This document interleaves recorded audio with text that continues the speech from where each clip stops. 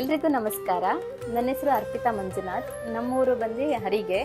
ನಾವು ಸುಮಾರು 4-5 ವರ್ಷಗಳಿಂದ ಪಾರಾಯಣನ ಮಾಡ್ತಾ ಇದ್ದೀವಿ, ದುರ್ಗಾ ಪಾರಾಯಣನ ಮಾಡ್ತಾ ಇದ್ದೀವಿ.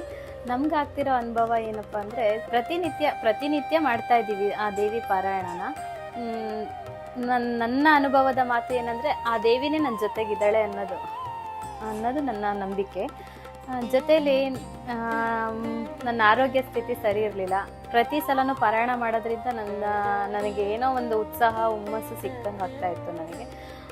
ಇದರಿಂದ ನನ್ನ ಜೀವನ ಬದಲಾಗ್ತಿದೆ ಅಂತ ನಾನು ನಂಬಿದ್ದೀನಿ ಆ ದೇವಿನ. ನನ್ನ ಜೊತೆಲೇ ಇದ್ದಾರೆ ಆ ತಾಯಿ, ನನ್ನ ದುರ್ಗಾದೇವಿ ಅಂತ ಎಲ್ಲರಿಗೂ ಹೇಳೋಕ್ಕೆ ಇಷ್ಟಪಡ್ತೀನಿ.